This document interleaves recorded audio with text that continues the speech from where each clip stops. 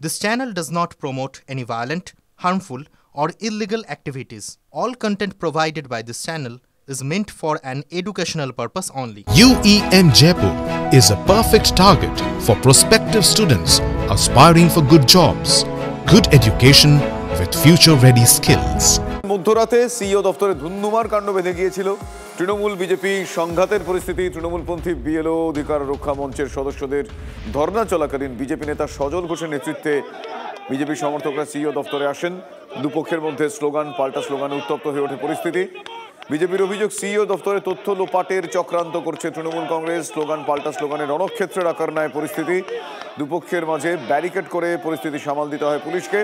এরই মধ্যে নির্বাচন কমিশনের দপ্তর থেকে বেরিয়ে যান সিইও মনোজ আগরওয়াল।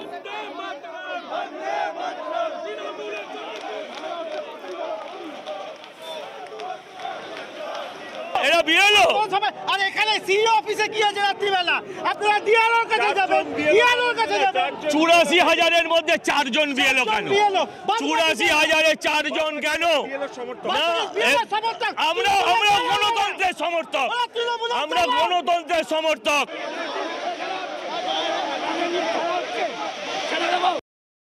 মধ্যরাতের পরেও সিইও দফতরের বাইরে উত্তেজনা, মুখোমুখি দুই পক্ষ। একদিকে বিজেপি সমর্থক, অন্যদিকে তৃণমূল কংগ্রেসের সমর্থকরা। একেবারে তারা মুখোমুখি যুযুধান দুই পক্ষ।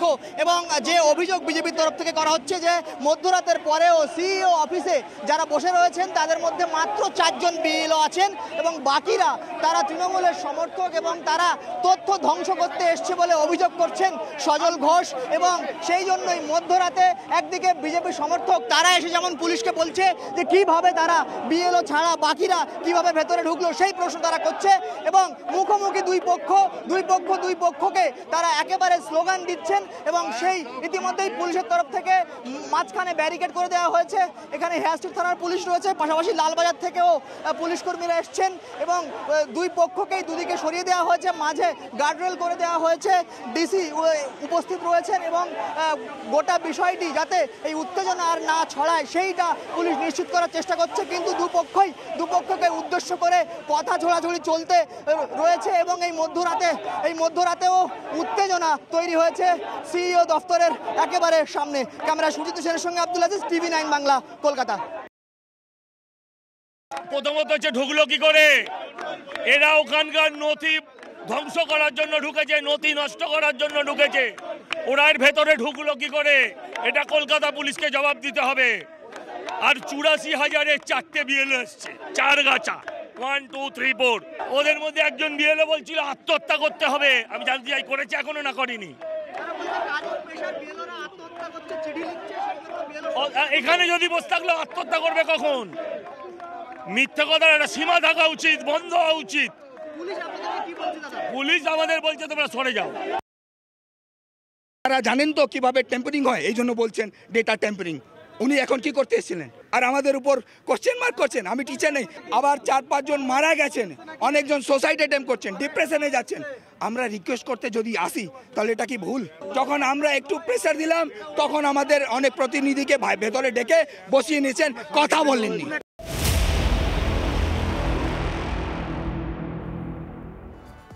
ধর্নায় অনড় তৃণমূলপন্থী বিএলও অধিকার রক্ষা মঞ্চ। দাবি দাওয়া নিয়ে মুখ্য নির্বাচনী আধিকারিকের সঙ্গে দেখা না করা পর্যন্ত ধর্না তুলতে নারাজ আন্দোলনকারীরা। অস্বাভাবিক মৃত্যু, কাজের চাপকে ঢাল করছেন তারা। গতকাল বিকেল থেকে সিইও দফতরে ধর্নায় আন্দোলনকারীরা। এসআইআর-এর কাজে অতিরিক্ত চাপের অভিযোগ তুলে ডেপুটেশন দেন তারা। এই মুহূর্তের পরিস্থিতি আমরা জানবো সরাসরি। আমার সহকর্মী সোমা দাস আমার সঙ্গে রয়েছেন। সোমা, তারা গতকাল রাত থেকে যে ধর্নায় রয়েছেন, এই মুহূর্তে পরিস্থিতি কি বলছেন তারা? পরবর্তী পদক্ষেপের কথা কি ভাবছেন তারা? দেখো, আমরা দেখলাম যে গতকাল মিছিল করে বিএলওরা তারা এখানে এসেছেন এবং আমরা দেখেছি যে রাতভর কিন্তু এখানে বিএলও 4 জন বিএলও রয়েছে, তার সঙ্গে কিন্তু বিএলও অধিকার মঞ্চের বেশ কয়েকজন এখনো পর্যন্ত তারা ধর্নায় রয়েছেন। তারা কিন্তু বলছেন যতক্ষণ না পর্যন্ত সিও আসবেন তারা কিন্তু এই ধর্না থেকে উঠবে না। দেখতে পাচ্ছ একেবারেই সিও দপ্তরের বাইরের ছবি। এখানে কিন্তু ব্যারিকেড করে রাখা হয়েছে এবং ভেতরে যারা বিএলওরা রয়েছেন তারা কিন্তু তাদের ধর্না কর্মসূচি তারা চালিয়ে যাচ্ছেন। তবে দেখো, গতকাল রাতে আমরা দেখলাম যে বিজেপির তরফ থেকে সজল ঘোষ তিনি এখানে এসেছেন এবং তিনি এখানে এসে কিন্তু বিক্ষোভ প্রদর্শন করেছেন এবং তিনি যে অভিযোগটা করেছেন যে রাজ্যে অর্থাৎ 84,000 যে বিএলও রয়েছে তাদের মধ্যে থেকে মাত্র 4 জন কেন, বাকিরা কারা? আর সকালে আমরা দেখলাম যে বিএলও তারা ভেতরে রয়েছেন, কিন্তু বাইরে অর্থাৎ ইলেকশন কমিশনের অফিসের বাইরে সেখানে বেশ কয়েকজন ব্যক্তি তারা কেটলি হাতে এসেছেন চা নিয়ে। আমার সাথে রয়েছেন, তিনি কথা বলবো। আপনারা কারা যারা চা নিয়ে এসেছিলেন? ভেতরে কি যাওয়ার চেষ্টা করেছেন? কাদের জন্য আপনারা চা নিয়ে এসেছেন বা আপনার পরিচয়টা? ম্যাডাম, আমার পরিচয় সনি সিং হয়েছে। আপনি একটা আগুন কথা বলেছেন কি সজল ঘোষ কালকে এসেছিলেন, তো আপনি এটা মেনশন করুন। আপনি লাইভে আছেন তো? আমার আওয়াজ একটু ফেসে গেছে। কেন সজল ঘোষ এসেছিলেন তো উনি